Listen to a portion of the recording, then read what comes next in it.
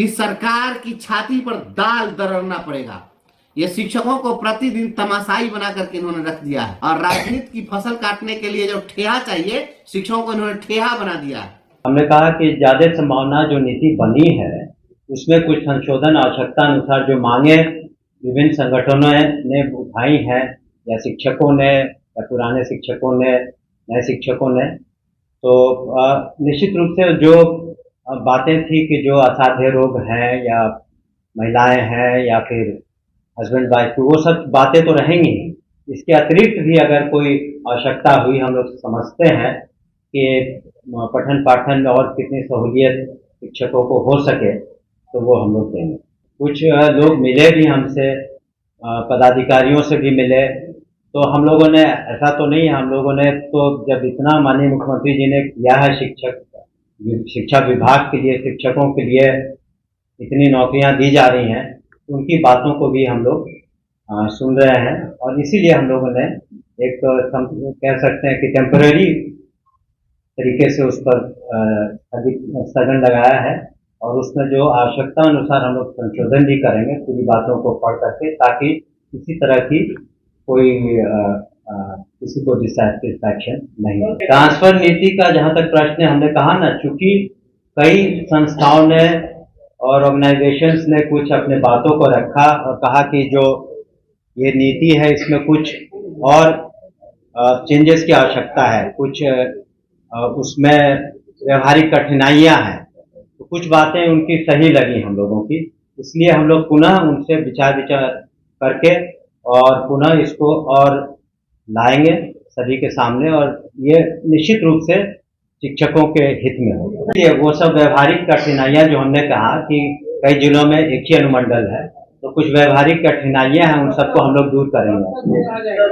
वो जब ये हमने शुरू में ही कहा कि जब पांचों सक्षमता जो उनको चांस दिया जाएगा उसका रिजल्ट आ जाता है, क्योंकि अगर कुछ को आप मौका देते हैं, जो लोग जैसे कि कल नियुक्तियां होंगी तो कुछ तो शेष रह जाएंगे, तो उनका जो उनकी जो मांगे हैं हो सकता है कि वो उसमें खत्म हो जाए फर्स्ट लॉट के साथ। उनका कहना था कि बाकियों को भी मौका मिलना चाहिए उतना ही जितना पहली बार पास किए हैं, क्योंकि सभी तो एक ही तरह के सक्षमता टेस्ट पास कर रहे हैं, सभी नियोजित शिक्षक थे और अब विशिष्ट शिक्षक होंगे।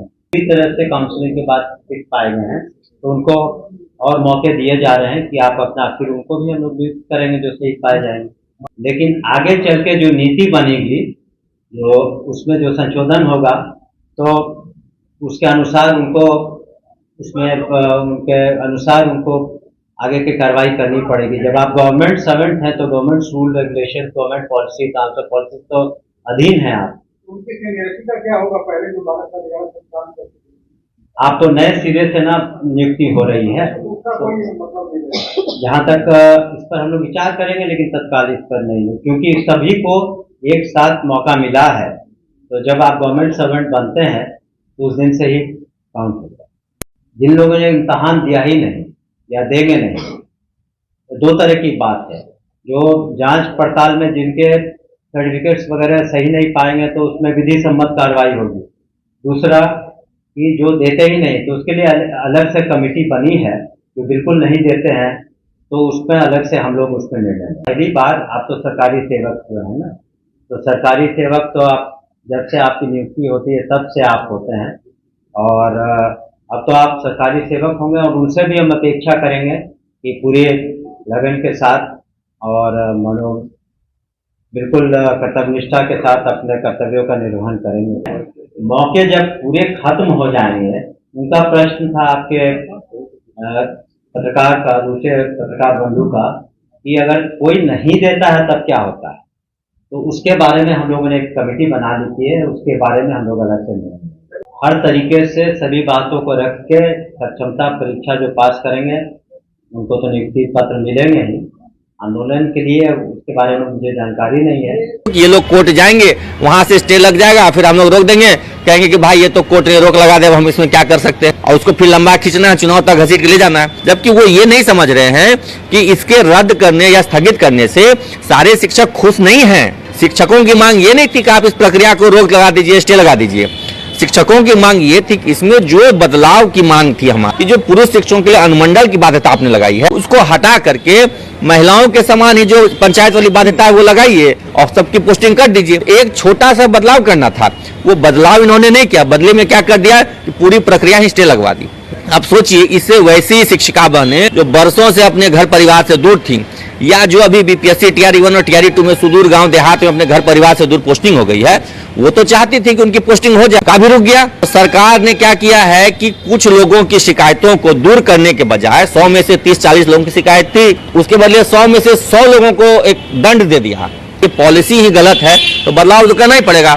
अपने मनमर्जी से आप नहीं ना लगा सकते कुछ से कुछ नियम कि अनुमंडल से बाहर कर देंगे, जिला से बाहर कर देंगे, ये सब नियम चलना नहीं था। हम लोग को जब शिक्षक होके पता है तो क्या इतने विद्वान आईएएस बैठे हैं, उनके पास इतने बड़े बड़े वकील हैं, महाधिवक्ता हैं, उनको नहीं पता था कि ये नियमावली कोर्ट में नहीं टिकेगी, ये ट्रांसफर पोस्टिंग पॉलिसी कोर्ट में नहीं टिकेगी? उन सबको पता था। जानबूझ करके सारा खेल रचा गया शिक्षकों को बरगलाने के लिए, इनके राज्यकर्मी के दर्जा को डिले करने के लिए। जो बीपीएससी से आई हैं या जो पूर्व से आए हुए शिक्षिका बहनें हैं, उनके ट्रांसफर को डिले करने के लिए ये इन कुचक्र रचा ही गया है कि शिक्षकों को तंग किए रखो, इनको उलझा के रखो, इनके जो एक्चुअल डिमांड्स है उन पर इनको फोकस ही नहीं करने दो। ये पूरी इनकी सोची समझी साजिश है, रणनीति है, जिसके तहत ये लोग ऐसे उलझुल पहले नियम बनाते हैं, फिर उसको रद्द करते हैं, फिर उसमें बदलाव करेंगे, फिर कुछ होगा। जो प्रक्रिया है उसका पालन क्यों नहीं करते हैं? शिक्षकों से बुला करके राय मशवरा क्यों नहीं करते हैं? उनके जो ग्रीवांसेस है वो क्यों नहीं सुनते? उनके सजेशंस ऑब्जेक्शंस क्यों नहीं लेते? ये सब करना चाहिए। तो ये नहीं करना है, मनमाने ढंग से कुछ कर देना है, फिर जब कोर्ट से स्टे लगेगा तो उसको रद्द कर देना है। शिक्षकों को एब्जॉर्ब करना चाहिए था, इनको सामंजित किया जाना चाहिए था, न कि इनको नियुक्ति पत्र दिया जाना चाहिए था। नियुक्ति पत्र जब आप फ्रेश देंगे तो पहले वाला आप इस्तीफा लेंगे, और जब इस्तीफा लेंगे तो पहले की सेवा कहाँ गई? चूलीभार में आइए, उसके बाद में इनका एरियर इतने दिन कहाँ जाएगा? इनका मेडिकल कहाँ जाएगा? इनका ऑर्न लीव कहाँ जाएगा? बिहार के तमाम गुरुजन साथियों, आप लोग एकजुट होइए। आप सभी लोगों से मैं विनम्र अनुरोध करता हूं, आप सभी लोग एकजुट होइए। इस सरकार से ऐसे नहीं निपटना है। इस सरकार की छाती पर दाल दरड़ना पड़ेगा। ये शिक्षकों को प्रतिदिन तमाशाई बना करके इन्होंने रख दिया है। हम लोग इनके तमाशा के कैरेक्टर बन गए हैं, और राजनीति की फसल काटने के लिए जो ठेहा चाहिए, शिक्षकों को इन्होंने ठेहा बना दिया है। हम 20 साल से पढ़ा रहे हैं, तो 20 साल से पढ़ा रहे थे, और अब ये हमको विशिष्ट शिक्षक बना देंगे, तो उसके बाद हम क्या करेंगे? पढ़ाने के बदले में क्या करेंगे? वहां पर जाकर के नाच गान करेंगे? क्या करेंगे? जाकर पढ़ाएंगे ही? ये बिहार के मुख्यमंत्री जी, हम लोग पढ़ाने का काम करते हैं ना, तो पहले भी पढ़ा रहे थे, अब फिर पढ़ावे करेंगे। ऐसा तो नहीं है कि पहले जो है हम बिहार बोर्ड को पढ़ा रहे थे, अब एनसीईआरटी पढ़ाएंगे। जो किताबें पहले हम पढ़ा रहे थे, जो सिलेबस हम पहले पढ़ा रहे थे, वही किताब है, वही सिलेबस है, वही बच्चा है, वही मास्टर है, वही शिक्षक है, वही स्कूल है, वही सिस्टम है, वही सारा है। और आप ये क्या कर रहे हैं कि अब नाम बदल देने से क्या हो जाएगा?